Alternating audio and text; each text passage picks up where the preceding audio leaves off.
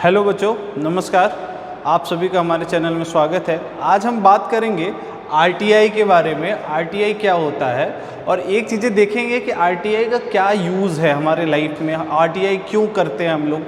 ठीक है, तो आरटीआई जो है राइट टू इन्फॉर्मेशन, पहले तो हम जान ले आरटीआई का फुल फॉर्म होता है राइट टू इन्फॉर्मेशन।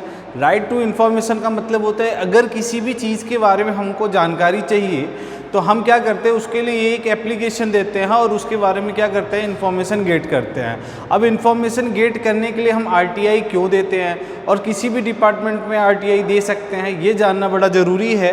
और आरटीआई में अगर हम बात करेंगे क्या क्या चीज़ें हैं, जैसे आरटीआई कैसे हम अप्लाई कर सकते हैं, ठीक है, और आरटीआई अप्लाई करने का रूल क्या है, आरटीआई अप्लाई करने में पेमेंट कितने लगते हैं, और बाकी सारी चीज़ों पे आज हम डिस्कस करेंगे कि आरटीआई क्या है, उसके लिमिट क्या है। ठीक है, और ये सारी चीज़ों को देखते हुए हम बात करेंगे कि जो आरटीआई है, ठीक है, रिजेक्ट किस कंडीशन में रिजेक्ट कैसे हो जाता है, और हम देखेंगे उसके टाइमलाइन क्या है, ठीक है, और कितने टाइम हम आरटीआई कर सकते हैं। तो हम बात आज बच्चों करेंगे सबसे पहले कि आरटीआई क्या है। देखो, आरटीआई की जब हम बात करते हैं तो हम आरटीआई इंडिया का कोई भी सिटीज़न किसी भी डिपार्टमेंट में आरटीआई दे सकता है। आरटीआई जनरली हम इसलिए देते हैं कि किसी भी अधूरे ज्ञान को पूरा करने के लिए, अगर हमको किसी चीज़ के बारे में जानकारी चाहिए तो हम उस डिपार्टमेंट में क्या डालेंगे, आरटीआई। जैसे आरटीआई में क्या होता है, जैसे यूनिवर्सिटीज़ में कोई बच्चा पढ़ रहा है और उसको अपने मार्क्स के बारे में जानकारी चाहिए, अगर उसके मार्क्स कम हुए हैं तो वो यूनिवर्सिटी में क्या डाल सकता है, एक आरटीआई डाल सकता है। दूसरा, अगर यूनिवर्सिटी में अगर व्यक्ति है और यूनिवर्सिटी में कोई फंडिंग हुई है, उसकी जानकारी चाहिए तो भी आरटीआई डाल सकता है। गवर्नमेंट में कोई ऑफिसर है या कहीं भी है, उसके बारे में जानकारी चाहिए, अन्यथा उसके एकदम क्रूशियल, मतलब जो एकदम क्रूशियल जो वो है उसको तो हम नहीं पता कर सकते, लेकिन हाँ वो उनके पास इतना वो है कि वो उसके से रिलेटेड कोई भी सारी चीज़ें उसको बता सकते हैं। तो आज हम बात करेंगे आरटीआई के बारे में। तो आरटीआई में समझ देंगे क्या क्या चीज़ें पहले होनी ज़रूरी है। आरटीआई में जो एप्लीकेशन हो, जो एप्लीकेशन दे रहा हो, वो सिटीज़न कहाँ का हो, वो इंडिया का सिटीज़न हो, इंडियन सिटीज़न हो। दूसरा है जो एप्लीकेशन होना चाहिए वो क्या होना चाहिए, पर्टिकुलरली क्या, एक इन्फॉर्मेशन के लिए, मतलब पर्टिकुलरली इन्फॉर्मेशन जो उससे रिलेटेड हो या उसको उसके बारे में जानकारी चाहिए। अब हम जैसे हमारे डिफेंस सिस्टम में लोग हैं, अब हम डिफेंस की जानकारी डायरेक्ट नहीं ले सकते। ये आरटीआई में हम दे रहे हैं तो डिफेंस की जानकारी कि भाई कहाँ आपने क्या किया, कौन सा स्ट्राइक किया, क्या किया, इस सब से रिलेटेड चीज़ों को वो नहीं देते हैं। तो कुछ चीज़ें ऐसी होती है जो कॉन्फिडेंशियल होती है, वो आपको नहीं बताई जा सकती है। बाकी कुछ चीज़ें हैं, अगर किसी रिपोर्ट के बारे में जानकारी लेनी है, आपके अपने मार्क्स के बारे में जानकारी लेनी है, या किसी एडमिनिस्ट्रेटिव ऑफिसर की जानकारी लेनी है, उसके कार्यों की जानकारी लेनी है, तो उसके लिए हम आरटीआई कर सकते हैं। अब आरटीआई की बात करेंगे तो किसी भी एविडेंस ऑफ पेमेंट की बात करें, जैसे मैंने बताया आपको कि किसी भी एप्लीकेशन से हम ये पता कर सकते हैं कि भाई किसी प्रोजेक्ट के लिए इतना पैसा आया तो उसमें क्या क्या चीज़ें कहाँ कहाँ लगी और उस पैसे का इन्वेस्ट कहाँ हुआ। तो हम ये जानते हैं कि जो पेमेंट ऑफ मोड है, अगर उसकी बात करें तो एप्लीकेशन फ्री, मतलब जो एप्लीकेशन दोगे उस तो मान लो 10 रुपये के चार्ज आप देकर देते हो, लेकिन अगर हम एप्लीकेशन के अंदर अगर हम किसी चीज़ की इन्फॉर्मेशन ले रहे हैं तो वो एप्लीकेशन जो होता है, पेमेंट मैटर जो मोड होता है, हम आरटीआई के द्वारा उसे हम पता कर सकते हैं और ये जान सकते हैं कि उसने कितना इन्वेस्ट किया उस चीज़ में, उसके लिए उसने कितना इन्वेस्ट किया। अगर हम बात करते हैं, अगले की बात करेंगे तो आरटीआई के रूल क्या है। रूल क्या है, तो हम सेक्शन सी एक्ट में ये देखते हैं जो ये रूल बना हुआ है जनरली।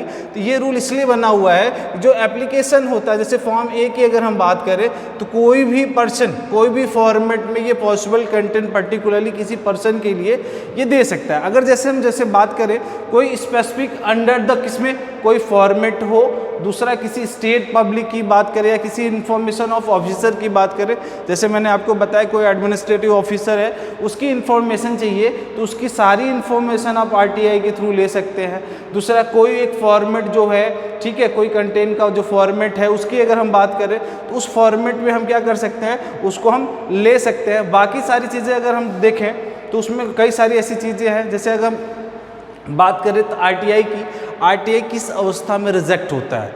तो रिजेक्ट उस अवस्था में होता है जैसे बार बार आप आरटीआई करते हैं और किसी कॉन्फिडेंशियल जानकारी के लिए करते हैं। तो कॉन्फिडेंशियल जानकारी क्या होता है? जनरली जैसे हम क्या करते हैं कि भाई हम किसी यूनिवर्सिटी में अपने मार्क्स को लेकर कर सकते हैं, मार्क्स से रिलेटेड, लेकिन जो उस विभाग के, उस डिपार्टमेंट के जो एविडेंस हैं, जैसे कुछ ऐसी कानूनी प्रक्रिया है जिसके अंडर में है, उसको आप रिवील नहीं कर सकते, वो रिवील नहीं कर सकते। बाकी एडमिनिस्ट्रेशन के पास है या पुलिस सेक्टर में जो जॉब कर रहे हैं, ठीक है, अब किसी केस से रिलेटेड उसकी जानकारी वो पूरी तरीके से आपको नहीं दे सकते हैं। उनको ये कर सकते हैं कि भाई उससे रिलेटेड कुछ चीज़ें आपको बता सकते हैं, मुहैया करा सकते हैं आरटीआई के द्वारा, या उसको संपन्न होने के बाद वो बता देंगे कि आपको इस तरीके से ये चीज़ें हम लोगों ने इसको एग्जीक्यूट किया, उसको किया। अगर हम आरटीआई की रिजेक्शन की बात करें तो हम ये, हमारे पास ये फंडामेंटल राइट है कि हम राइट टू इन्फॉर्मेशन, किसी भी चीज़ को मोर देन लार्जर टाइम, ठीक है, जो भी हमारा इंटरेस्ट है हम उसके अकॉर्डिंग मोर देन टाइम हम क्या कर सकते हैं, आरटीआई दे सकते हैं। There is no any limit. जब तक कि आपको सही जानकारी, पुख्ता जानकारी नहीं मिल जाती है, आप आरटीआई देते रहते हैं और बार बार आरटीआई आप कर सकते हैं। अगर उसके बाद अगर हम बात करें आरटीआई की, तो जो एप्लीकेशन होता है वो ऑनलाइन आप आरटीआई एप्लीकेशन दे सकते हैं, जिसके लिए अगर हम बात करें तो आप ऑनलाइन जाएंगे और रिसर्च करेंगे उसके बारे में, तो आप ऑनलाइन आरटीआई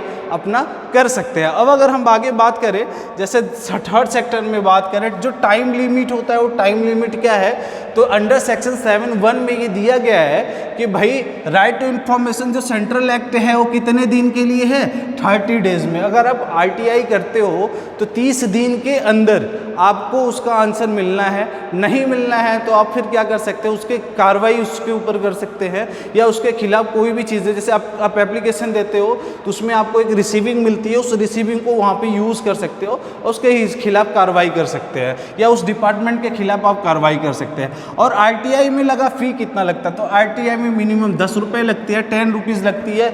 ये एक पेएबल ऐसा है कि जो एक कॉन्ट्रीब्यूट करने का अगर हम बात करते हैं तो जो अकाउंट ऑफिसर जो होता है उनके लिए कॉन्ट्रीब्यूट, मतलब उनके लिए कॉन्ट्रीब्यूट नहीं करते, मतलब वहाँ से एक हम टिकट लेते हैं, उसको लगाते हैं, पेस्ट करते हैं और उसको हम फिर करते हैं राइट टू इन्फॉर्मेशन के लिए, मतलब आरटीआई के लिए हम क्या कर देते हैं, सबमिट कर देते हैं। तो आरटीआई ये इस तरीके से हम समझेंगे कि आरटीआई किसी भी चीज़ को, जैसे अगर मान लो हमको किसी भी चीज़ की इन्फॉर्मेशन लेनी है तो उसके लिए हम आरटीआई का यूज़ कर सकते हैं। आरटीआई का एक फॉर्मेशन है। अगर हम आरटीआई के फॉर्मेशन की बात करें तो एक चीज़ हमको बेसिक से समझनी है कि आरटीआई किसी भी चीज़ की जानकारी इकट्ठा करने के लिए हम आरटीआई का यूज़ करते हैं। अगले वाले जो हमारे वीडियोज़ होंगे उसमें हम जो हमारे सेमेस्टर के बच्चे हैं उनके लिए उनके टॉपिक के अकॉर्डिंग हम उस पर डिस्कस करेंगे, और उनके टॉपिक के अकॉर्डिंग यहाँ पे हम क्या करेंगे, उनके सिलेबस को डिस्कस करेंगे, उनके सिलेबस के अकॉर्डिंग उनको first semester, second semester, third semester, बाकी जितने भी आगामी सेमेस्टर है उन सेमेस्टर पे हम क्या करेंगे, एक बढ़िया वीडियो बनाएंगे और आप सभी को प्रोवाइड करेंगे। आप सभी का धन्यवाद।